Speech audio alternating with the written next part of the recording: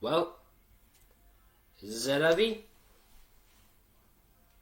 I don't know. I didn't know how to start this video. I really didn't. Yeah. I should have started it with the Ziva-ism. I should have. Do you know what I just realized? We're 3 episodes in. And we haven't even, sorry about the background noise, we haven't even gone a Ziva-ism. We've not gone a Ziva-ism. So there's background noise, just to let you know. Don't mind it. We've not gotten a Ziva-ism.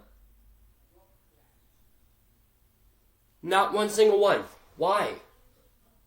You would think for a Tony and Ziva show, we would get a Ziva-ism.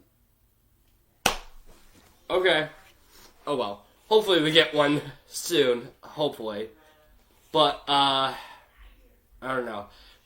You know what I'm actually gonna do? I'm going to pull up, actually, while I'm on here. I'm going to do a Ziva-ism of the review. I'm going to do a Ziva-ism of the review. I'm going to pull up a Ziva-ism from the show, and we are going to say it. I'll probably do it at the very end of this review. Probably. I'm probably going to need to do that. But I'm probably just going to go through multiple Ziva-isms. I'll describe what a Ziva-ism is later on. You'll get what I mean later on. But, yeah. Anyways, sorry, getting sidetracked. As I usually do. Tony and Ziva. Or, I guess, technically, NCIS. Tony and Ziva. I'm gonna talk about my issues with that title, soon. I'm gonna bring that up, after this fact, but... So, Tony and Ziva, the first 3 episodes dropped this Thursday, September 4th, on Paramount Plus. And, oh boy, there's a lot to unpack here. Gosh. God, where do I even start with this? I don't even know what to begin with. So the show is technically called NCIS, Tony and Ziva. I'm calling it Tony and Ziva because there's no reason to put the NCIS in the beginning of the fucking title. I get it. Look, it's an NCIS spinoff. But, NCIS has a little to do has to do with nothing in the show. NCIS is, not even a part of the show. When you're watching the show, you're purely straight watching a show of Tony DiNozzo and Ziva David.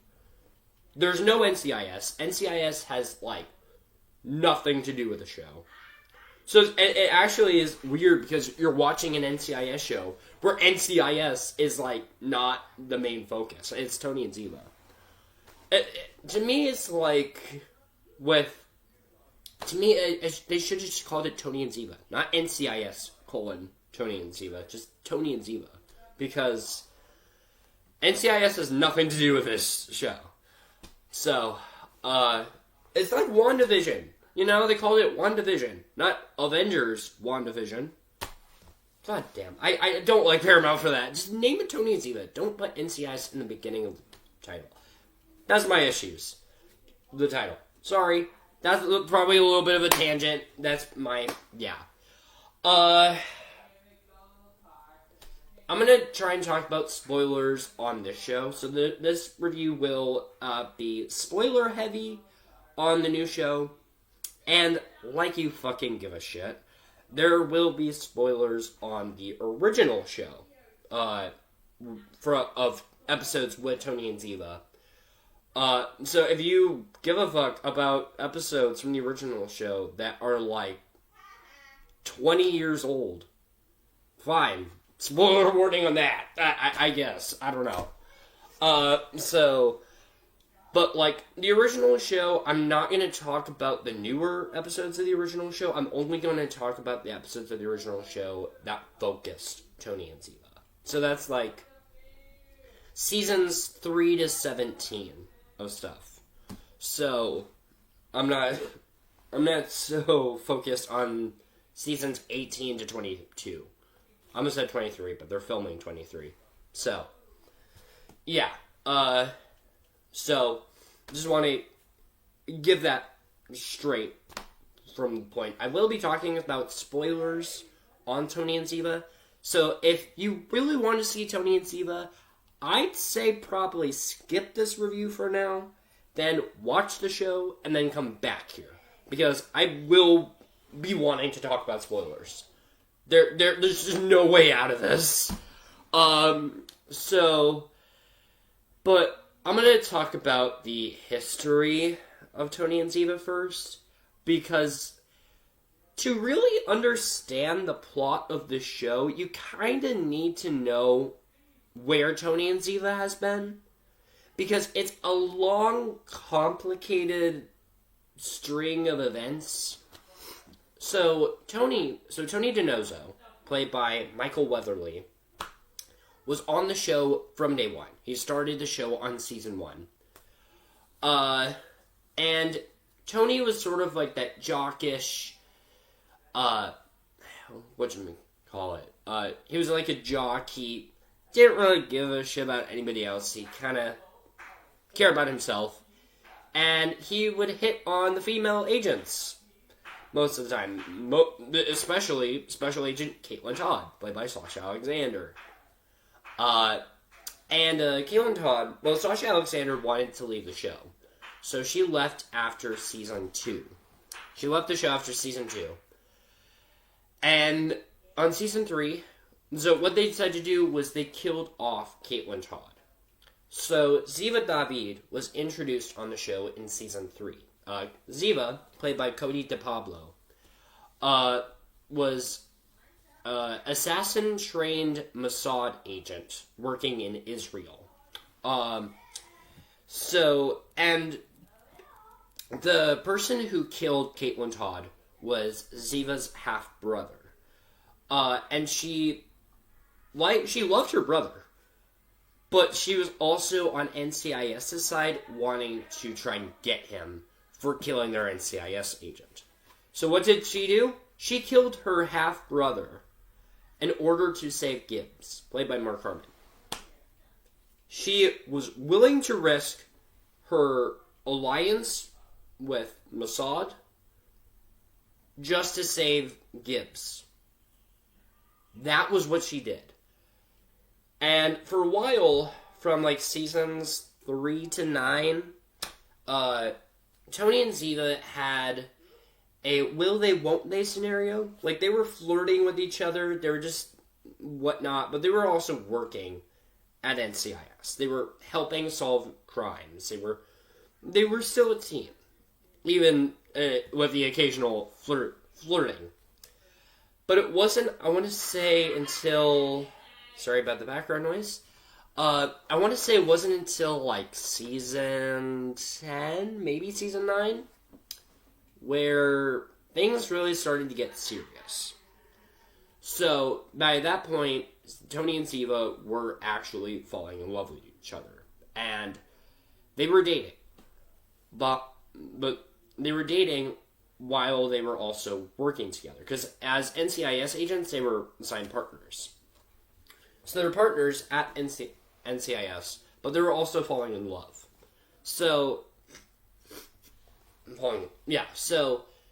But however, when someone had killed Ziva's dad, I forget who played him. So, hold on. Yes, I am going to pause. Who played Ziva's dad in NCIS? Her dad was played by Michael Nori. So her dad, played by Michael Nori, was killed. And her dad, Ziva's dad, and her kind of had a strained relationship throughout the show. Her dad resented her for killing Ari, her half-brother. But at the same time, he's like, yeah, whatever. you did your job, you tried to help NCIS. I'm gonna not yell at you too much, but no, I'm still pissed at you.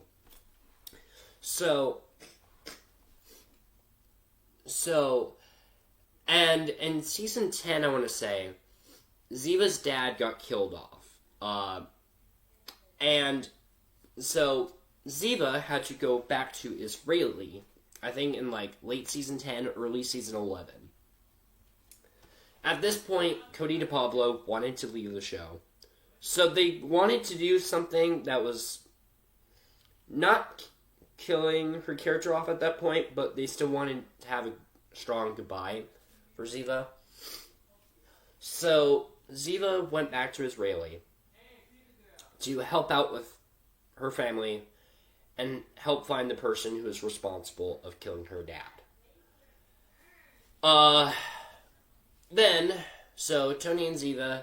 Tony had followed Ziva, but Ziva did not want Tony worrying. So when Ziva didn't tell him, only to find out Tony finds out from Gibbs, Ziva of course gets pissed. But at that point, later on in season 11, both Tony and Ziva share a strong goodbye. And Ziva even gives Tony her necklace to remember her by. Then, we cut to season 13. This was Michael Weatherly's final season of the show. It was Tony's last season, and they threw a bombshell at us. A recurring villain from the show, Trent Court. Fudge. I didn't even realize I was going to, I didn't realize I was going to be bringing up this many characters. Hold on. By the way, I'm dealing with fall allergies, so sorry if I sniffle a lot. I'm going to also do this. There we go. David Dayan Fisher was the guy who played Trent Court. But, anyways, Trent Court, who is a recurring villain from the show, he made his first appearance, I want to say season 4 was when he made his appearance. And he was a recurring villain from seasons 4 to 13. It would pop up in, maybe 3 or 4 episodes each season at the time.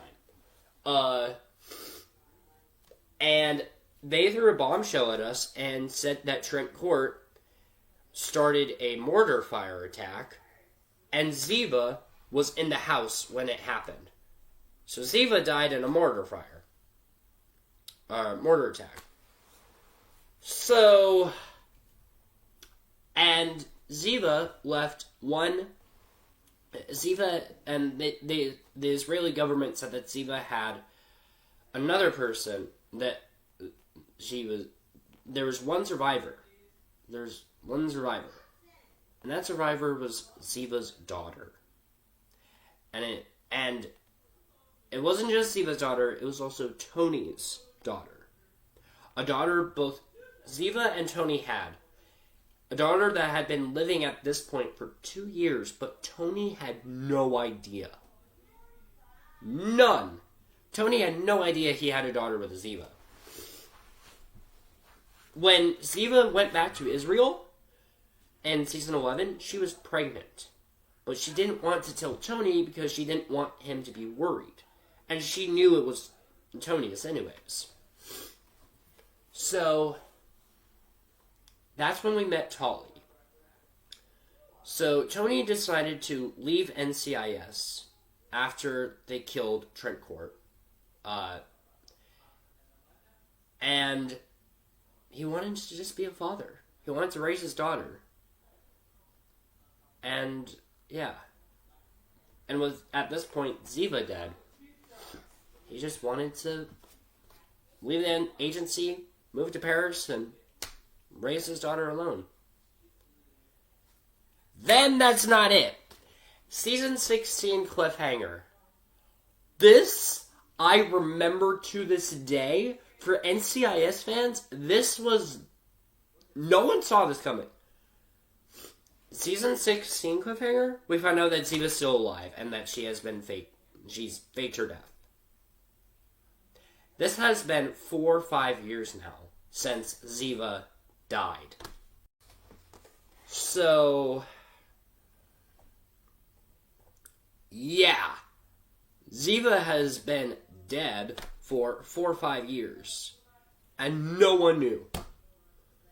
She had faked her death because this woman named Sahar wanted to kill her. And while she wasn't the person who killed her dad, she was part of the reason that her dad got killed. Ziva's dad got killed. Sorry. So they dealt with Sahar, and after that, Ziva said that Ziva texted Tony that she was alive. After the whole case was done and over with, Ziva texted Tony that she was still alive. And she wanted to see both of them again. She wanted to go to Paris and go with them again. And Tony texted back. And he texted back a message of Tali, who at this point is like 6 years old. And she said that she wanted to see her mom again. So, and since then, we haven't seen Tony and Ziva since then. Up until now.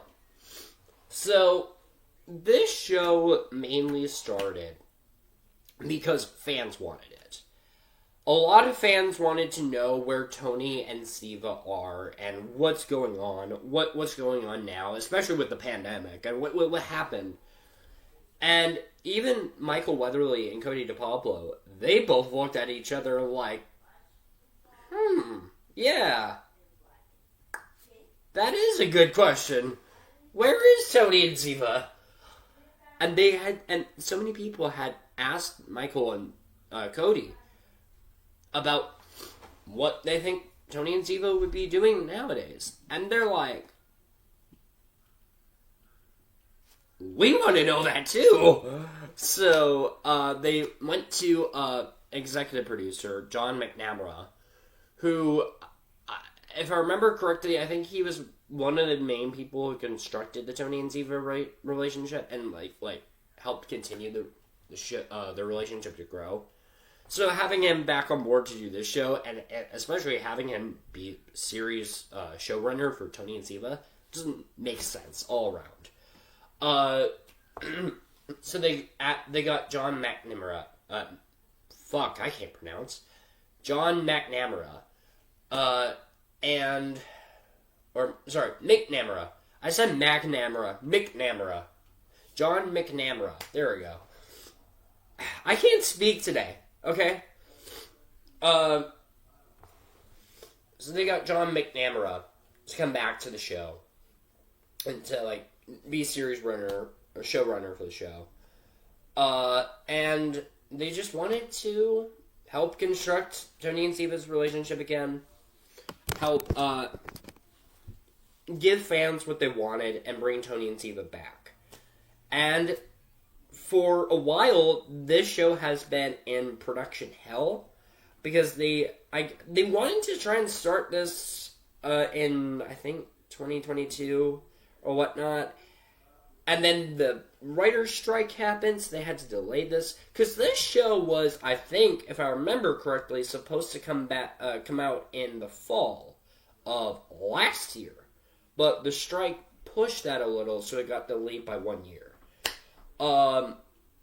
So, I think, don't quote me on it, but I think that's what happened.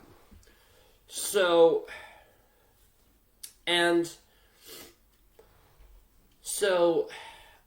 they got it already, and, yeah, and so I've kind of been waiting for 2-3 years for the show to come out. And now it's finally out, and I can finally talk about it. So, oh boy.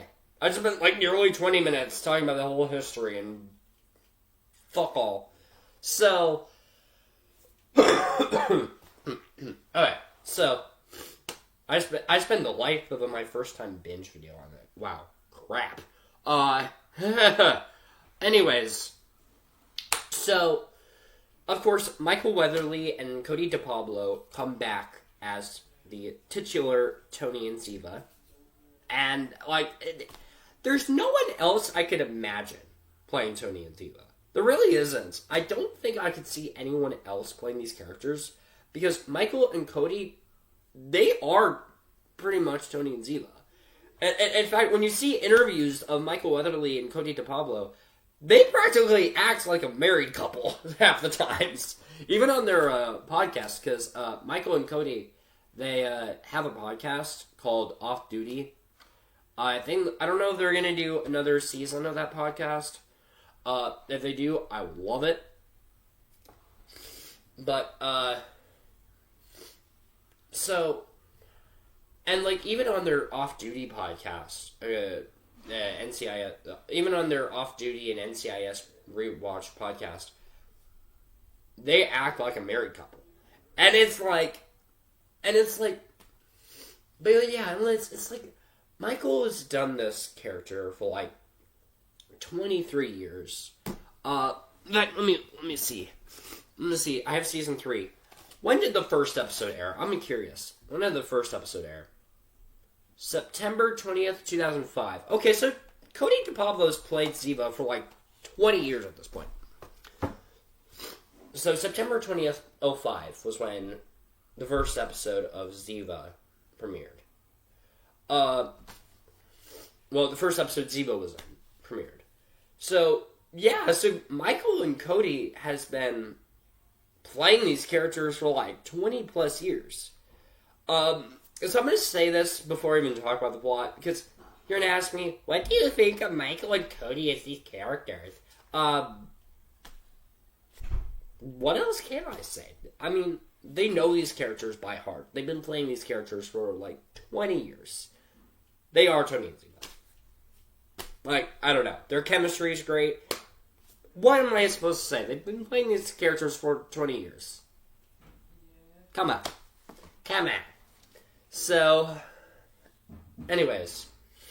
So that's what I think of that mission. So, probably painfully obvious, but what the fuck. So this show is about Tony and Ziva and Tali, who in this show is played by Isla Gie, who I'm going to talk about soon. They all are reunited after years of what the fuckery, and they are reunited. Tony now works for a security company, and Ziva, I actually couldn't tell if Ziva works as a housing realtor.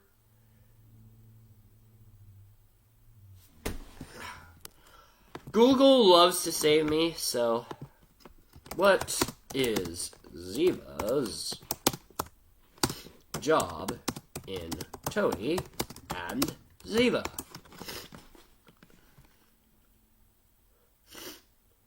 Starts. Okay, that's bullcrap. It just says that she's a civilian in Paris. Yeah, that's bullcrap because she had a job. So, well, she's like a realtor or something. I don't know. Yeah.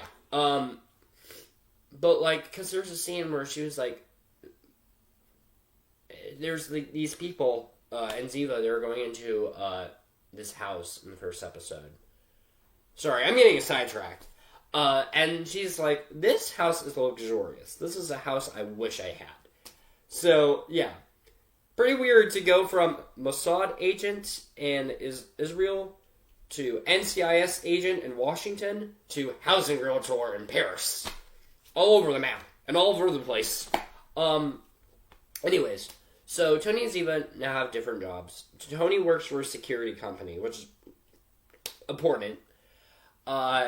And they pretty much are trying to learn to respect each other again and just trying to co-parent. They're trying to co-parent Tali and trying to do what's best for them. And all the while, Tony's security company gets hacked by this lady named Martine. Hold on.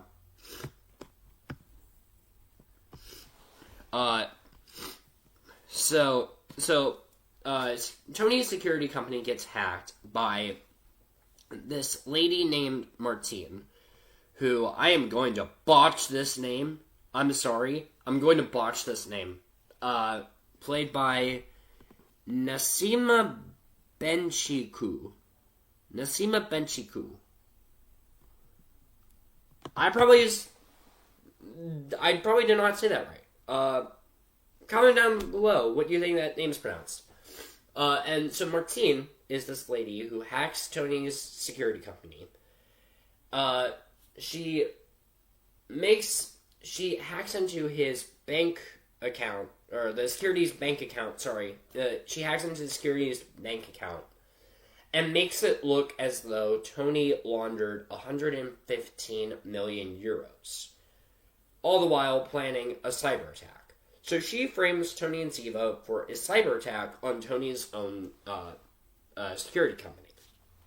So because of that, what do you know?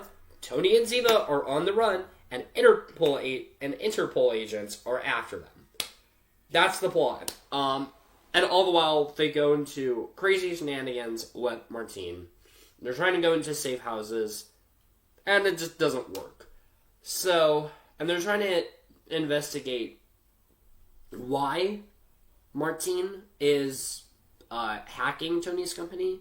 They're just trying to figure out why, all the while being chased by Interpol agents. So, it's an on-the-run, family bonding, romantic show. And what I love about this show, too, is that this show is vastly different from the original. Because the original NCIS was more so like, in lack of a better term, procedural with how it was. Because every episode, and well, not every episode, because they did have character depths and storytelling and whatnot, and like recurring storylines. But like most of every episode of NCIS was like, oh, dead body. Well, time to investigate this. Put this under DNA testing. Oh, yep, there's a bullet. Okay. Oh, the bullet matches his gun. Blah blah blah blah. Oh, yep, we found a killer. I mean, which is pretty standard for procedural shows. It's not really anything that different, but it was generic, but it had fun with how generic it was. This is different. This is not procedural. This has a pure straight storyline. It's not like we get a case every episode. It's not like a case of the week type thing where the original was. This one is more so it has a fleshed out storyline across every episode. Pretty much this is like a movie split in 10, 40, 50 minute episodes. That's all it is. It's if you put a movie, but you expanded it into 10, 40-minute episodes. So that's all it is. And I kind of love it. And I think for Tony and Ziva, that's kind of what you really need. Because it just doesn't make sense when you have that storyline and you add in, dead body of the week. Because I think if they did that, this show would have been way too crowded. Because you already have the stuff with Tali. You already have Tony and Ziva trying to get back together again. And you already have the on-run thing. I think if you added the dead body of the week mess, I think the show would have been crowded.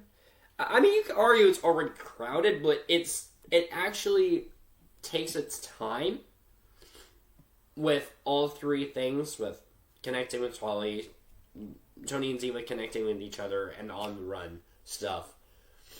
It's how the show does it, it feels actually fleshed out, and it feels actually well thought out.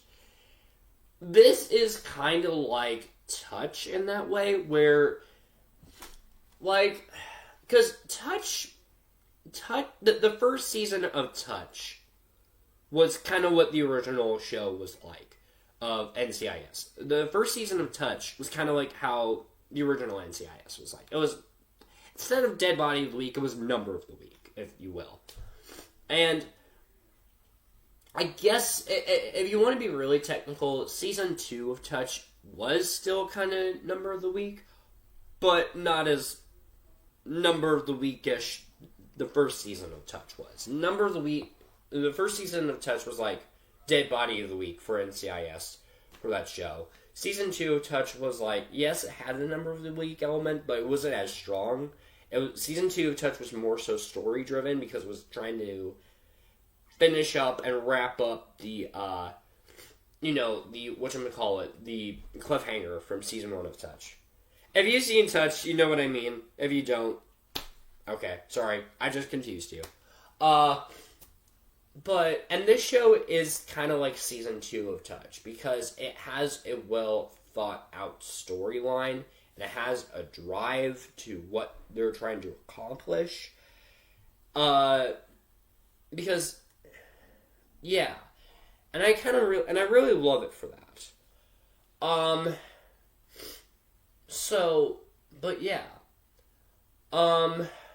And there's another one I want to bring up. Ziva's character. I'm actually enjoying Ziva in this show. So Ziva's backstory, I didn't talk about Ziva's backstory because that's not as important. I mean, I briefly touched on elements of her past in my recap in the first 20 minutes of this. But, like, I didn't touch on it too much because her backstory really isn't as present in these 3 episodes. Watch, it's going to be more present in the next 6-7 episodes, and I have to talk about it. That'll be my luck. If they actually bring up, like, her mom or like, her other family members. That's going to be rough on my hands, because then I have to spend 20 minutes talking about all that. I'm like, I don't want to do that. But anyways, but Ziva, there was a moment, there's many moments, what am I saying? So this show weirdly jumps back and forth between normal present day, 2025, to January 2020. Because Ziva officially reunited with them in January of 2020. So, she reunited with them in January 2020. And it just kind of jumps, like, even in the scenes where, even in one of the scenes where we go to Ziva's therapist appointment with Dr. Lang, we cut back to, like, a scene in January 2020 where Ziva gets off a plane and she reunites with Tony and Tali. And after they reunite with each other, there's, like, something that happens, and that's a plane breaks down. A plane breaks down. But to Ziva's mind, she hears a gunshot because of her faking her death and having to deal with all that. So Ziva gets, like, real PTSD of some sort. A plane just breaks down, and she freaks out, and she pulls out her gun. And the whole security guards are like, what the hell? And luckily for Ziva, at this point, her resignation for NCIS didn't fully kick in. So she still had some, I guess, wiggle room to get out of that situation. But it did not look good on her part as a mom, because she just pulled her gun out when Tali was looking. And Tony just told Tali, saying, oh, no, don't worry, something just, freak Mom out. And in Ziva's mind, she's like, crap. I just reunited with my daughter, and I just made the biggest fucking mistake ever. And like, there's even a scene where we cut back to the realtor bit where a car breaks down. And in her mind, she remembers that portion, that memory, when she first reunited with Tony and Tali. So, it's like, Ziva gets real PTSD just by a gunshot, even though she's, like, a trained assassin. But, like, she's getting, like, PTSD from the gunshot because of all she had to deal with when she faked her death. And so, like, it's weird. But yeah, and like, we even cut back to like many moments too, where like, cut back to 2021 or 2022, where like, Tony and Tali accidentally take it too fast, and they just, well, yeah, they end up going to their hotel rooms and whatnot, and because in this point in the show, Tony and Ziva are still living together in the same house. They're living in the same house with Tali. Tony and Ziva are living in the same house with Tali in Paris, but they're not together. They're more like roommates. They're trying to co-parent Tali, and that's really it. But like, you could tell Tony and Ziva have some flicker of interest of trying to be back together, because there's a moment too where while on the run, Tony wants to go to a safe house to a woman that she met a few years before. A woman that Tony was falling in love with. Which, shocker, turns out that woman is married, and Tony didn't know. And so he goes to that safe house. He says, hey, there's a woman I met a few years after you died. I know her. It's the best safe place. And he was like, oh, yeah, we could go. And Tony's like, are you sure? And Ziva was like, yeah, I'm just happy that you found someone. You can tell that Tony and Ziva still have a thing for each other. You could tell. I wonder how this show's going to go once each episode comes out, how they're going to tackle that, and what they're going to do. It's going to be like, are we really going to go back to that will they, won't they thing, and then we'll actually get them back together?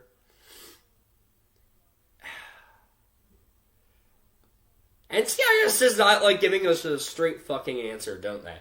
I love NCIS, but, like, NCIS does not give us a straight answer all the time. It really does not. So it's like, crap.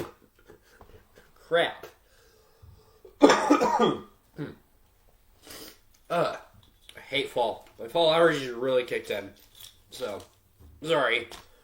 But, yeah. I want to talk about Isla Gie. Because Isla Gie, who plays Tali, as Tony and Ziva's daughter, she is really good in this. They are really good. I swear, NCIS is really good at picking child actors. And especially for Tali, because I don't know if this is just me. This is probably just me. Isla Gie, who plays Tali, really looks like what Ziva would look like when Ziva was a kid. She looks like if Cote de Pablo was a kid. That could just be me. And Ziva already is 50% Tony, 50% Ziva.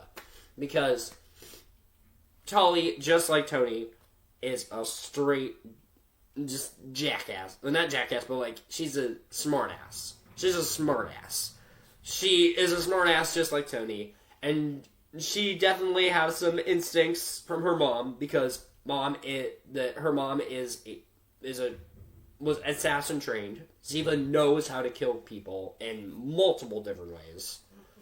And so, like, Ziva's a badass.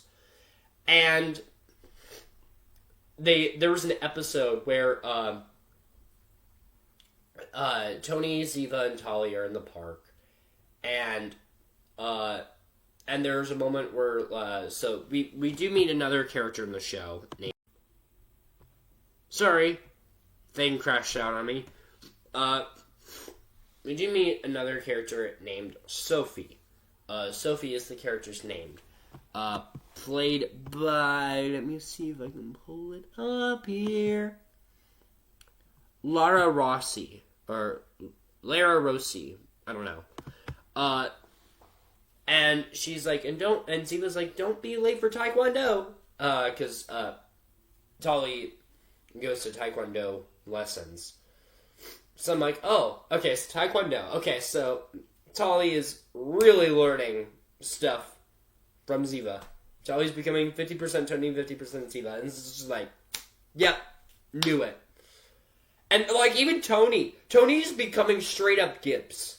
Tony is becoming straight up Gibbs. Because there was a moment in that same episode, in that same scene, when they were at the park, where Ziva was just on her computer, watching old videos, and she was, like, watching that video of all of them reuniting. That video that Tony recorded. And Ziva's just on the bench, watching that video on her laptop, and then Tony is behind her, and Tony is like, good morning, and Ziva just jumps, just like, what the fuck? So, and it's like, and even when he's working at the company, Tony is doing the classic Gibbs stare. Come on, show. You know Tony is gonna do the classic Gibbs slap. He's gonna do the classic Gibbs slap. Come on. I need to see that happen. I need to see Tony give up the old Gibbs slap. Just the back of the head. The Gibbs slap in the back of the head. I need to see that happen. Come on. I know you want to do it, show. I know you want to do it. Do it. Ah. Wow. But, yeah. But, yeah. So, like,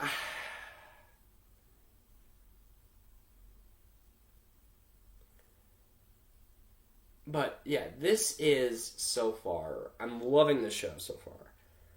I'm trying to think of what other stuff I want to talk about. Because, yes, I know what I want to talk about. This is the first time ever in a show. This is the first time in a, whoa, I didn't realize it was there.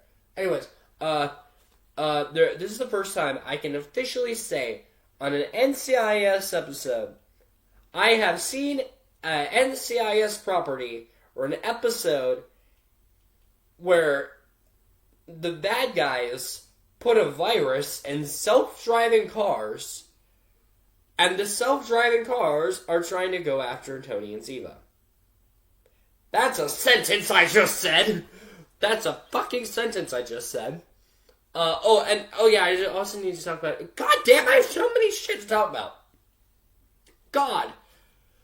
That's what happens when 3 episodes drop in 1 week. I could tell, I already, and like, that's what happens when 3 episodes drop on the first week. And I have to explain the goddamn history of Tony and Ziva. God damn it. God. But, yeah, because there's an episode where the Martine, she hacks these self-driving cars, and she puts a virus on them. And she even puts a virus and hacks the self-driving car that Tony and Ziva are in. And the car just goes fast. And Tony's like, god damn, I know you can drive fast, but I know you're a bad driver, but go slow. And Ziva's like, that's not me. That's not me. I'm not doing this.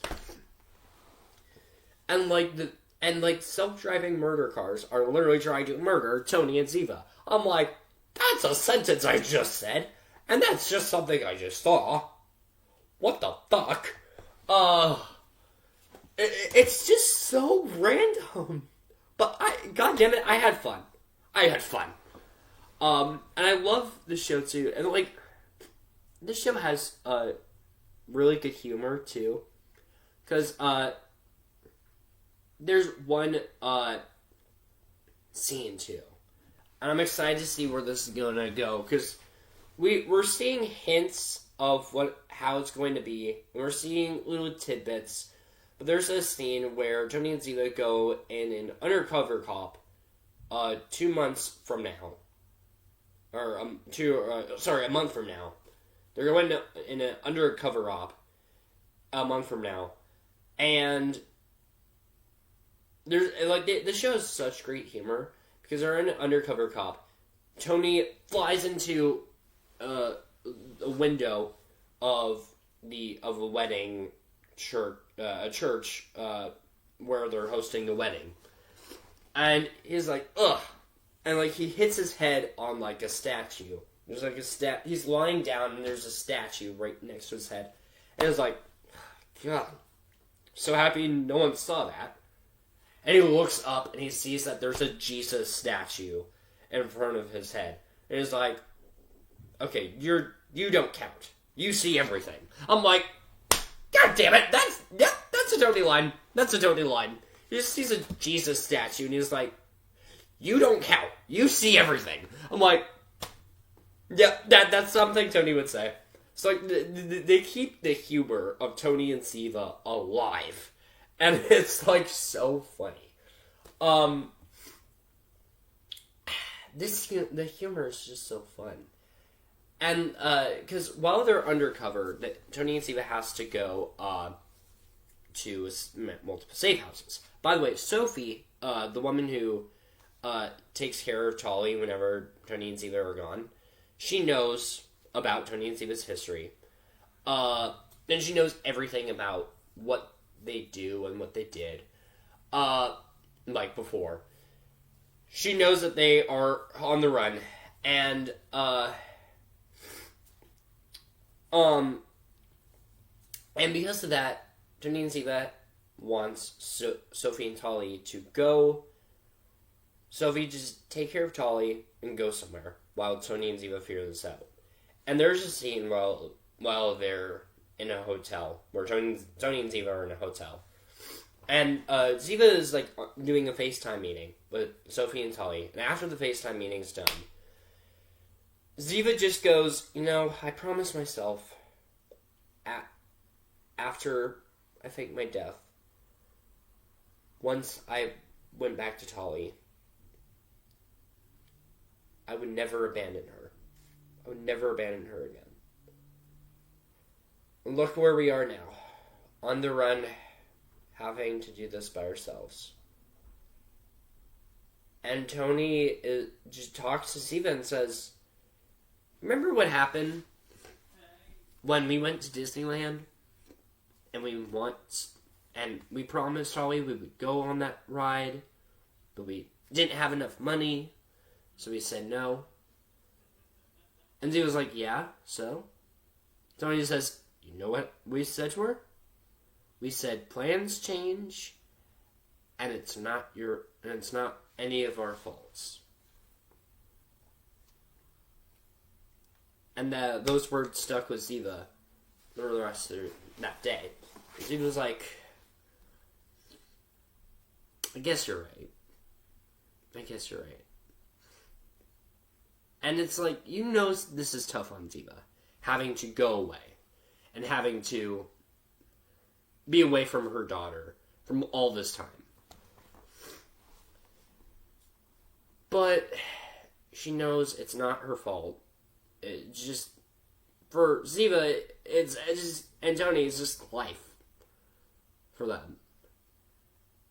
A life that doesn't feel good, but life in general. So, but yeah, and like, the emotional scenes of Tony and Ziva are really keeping me interested. I'm loving this stuff with them and Tali. And even the family bonding scenes with all three of them is just really entertaining to watch. And it's just really fun. But, yeah. And like, they keep the spirit of Tony and Ziva alive. It's a lot different than the original show, but they're at least keeping the spirit alive, and they know what has to happen to make the show work. And I love it. But, yeah. And like, they keep the spirit of Tony and Ziva alive. It's a lot different than the original show, but they're at least keeping the spirit alive, and they know what has to happen to make the show work. And I love it. But yeah, another thing I want to talk about, the rating, the TVMA rating on the show. Do I think it's warranted? Do I think it makes sense? I think it works. So this show is TVMA. This is the only NCIS show that's TVMA. For the television world, that's pretty much an R for them. In the television and streaming world, that's pretty much an R. All the other NCIS shows have been rated TV-14. Streaming and TV world, that's PG-13. And because of that, we see Tony and Ziva drop F-bombs. I was really weary at first when I heard that this was going to get the TVMA treatment. And I talked about this on one of my trailer reactions. I was really weary of how they were going to do that, because I'm like, oh, Tony and Ziva dropping F-bombs and, like, doing all that stuff. I'm like, that seems a little out of character for them. But how they do it is not out of character at all. Yes, Tony and Ziva swear, but they don't swear as much, so it's not out of character for them. And with the characters that we don't know as much, they swear up a storm, and it's so fun. And like, Sean Pertwee is in the show. He plays a billionaire, and I recognize Sean Pertwee because he played Alfred from Gotham. And he swears up a bunch of F-bombs, and I was like, okay, I can vibe with this character. Although, it's probably because I liked Alfred from Gotham,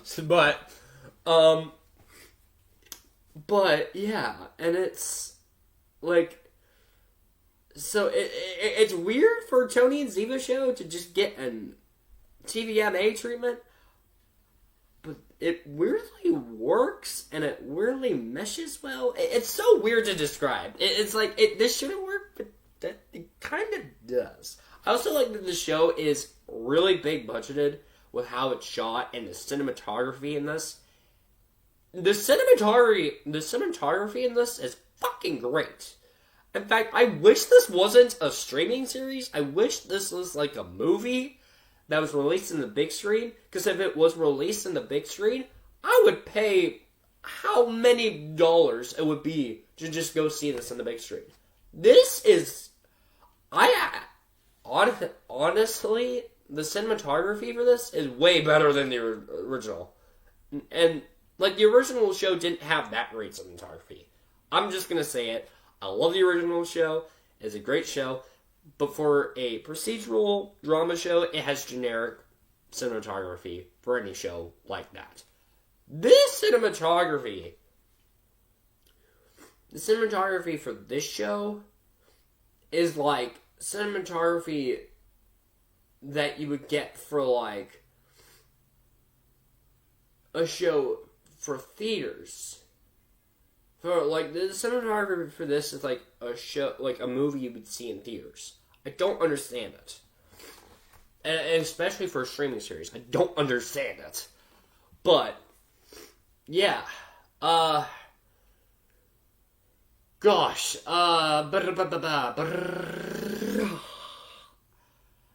This is what happens when you drop 3 episodes. I feel like I have something else to say, and I just don't know. I don't know. God.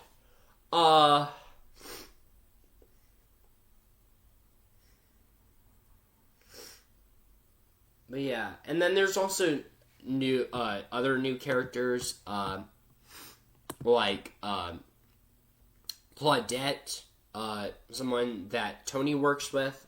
She's a co-worker. She's someone that works with Tony at the security company that he works at. And she's played by Amita Suman. And then we also meet a few other characters, like Boris, who is a hacker, played by Maximilian Osinski. And you also meet Boris's soon-to-be wife, Fruzi. We met her. I knew her character's name. I don't know how to pronounce it, so I may just have to rewatch these episodes just to pronounce it again. And she's played by Anne-Marie Waldeck. And then we also meet this other guy named Henry, who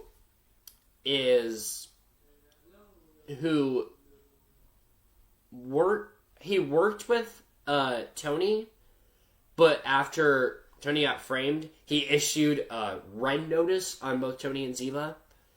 So Henry was someone that Tony could trust, but not anymore. And he's played by James D'Arcy.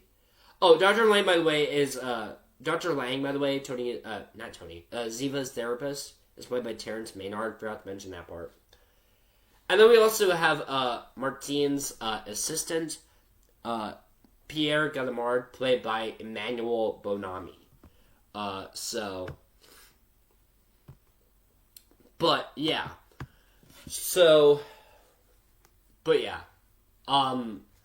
the 3 episodes dropped this Thursday. I'm fucking loving the show. I can't wait to see where the show's gonna go next. But yeah. God, this was a long review. Oh, but this is what you get for having to recap Tony and Ziva's relationship while also releasing 3 fucking episodes on the first week. I know the next episode reviews are going to be very shorter. But yeah. What was my favorite episode of the bunch? So the episodes were No Country is Safe, the first episode. And then they also had No Friend of Mine was the second episode, and Cover Story was the third episode. No Country is Safe was kind of a generic pilot episode, but it was a really good one. That one was just bringing you into the story. It didn't really do much, but hey, it was a good episode nonetheless. No Friend of Mine, I liked that one mainly because that's the episode where I could say, I just saw an NCIS episode where Tony and Ziva get tracked down by self-driving murder cars. That was the episode. So, No Friend of Mine was a good episode. I loved it just for the fact that there's self-driving murder cars, and the fact that it made me that sentence was just amazing in and of itself.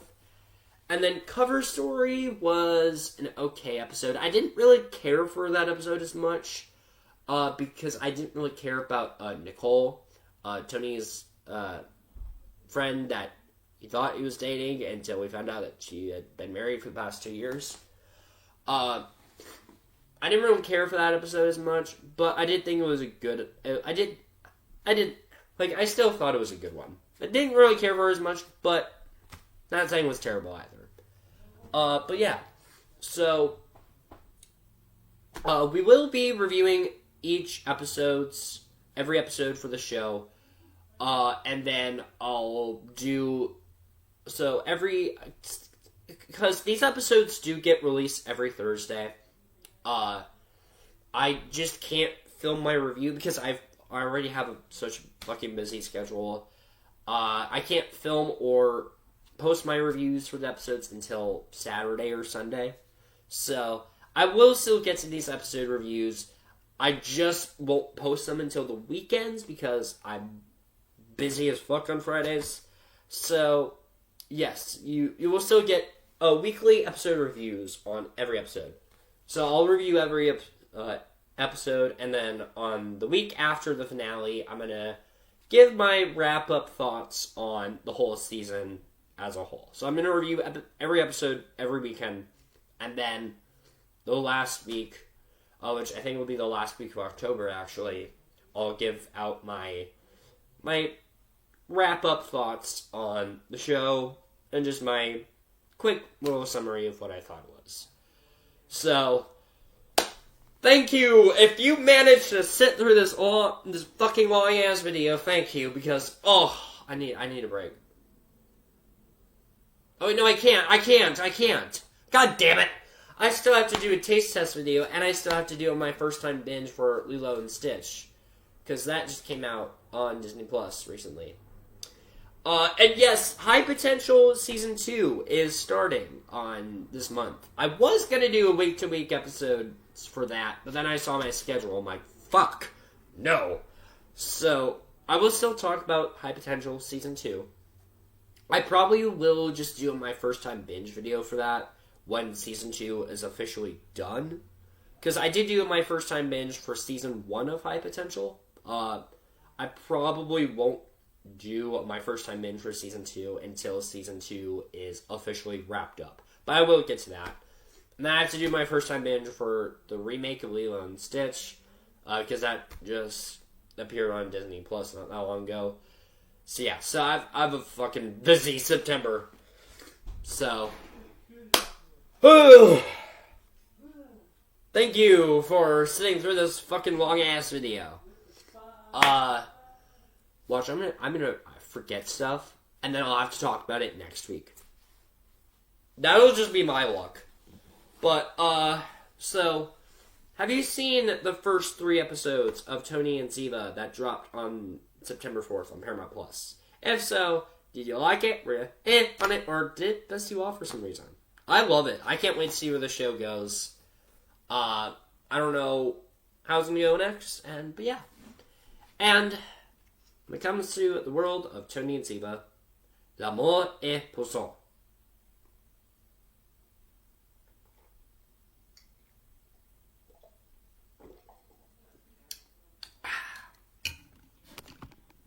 Zia. God damn it, I just forgot the Ziva-ism. Sorry. So I have to do the Ziva-ism of the review, because I just fucking forgot. Let's, do this. So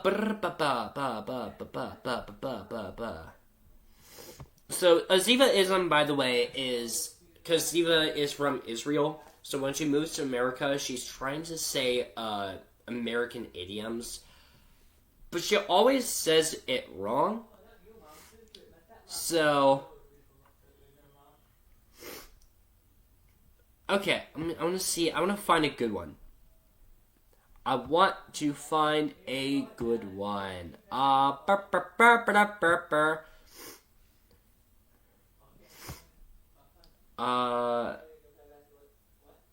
Sorry, I'm trying to.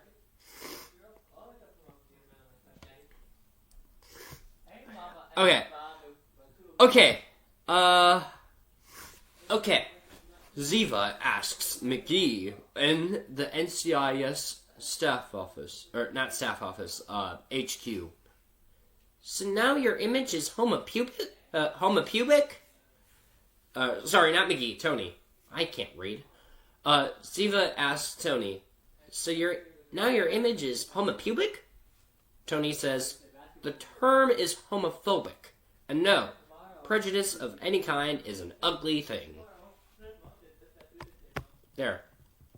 Ziva-ism of the day. I'm gonna try and do it every week, if I can remember it. Otherwise I have to do it real quick. Now, see ya.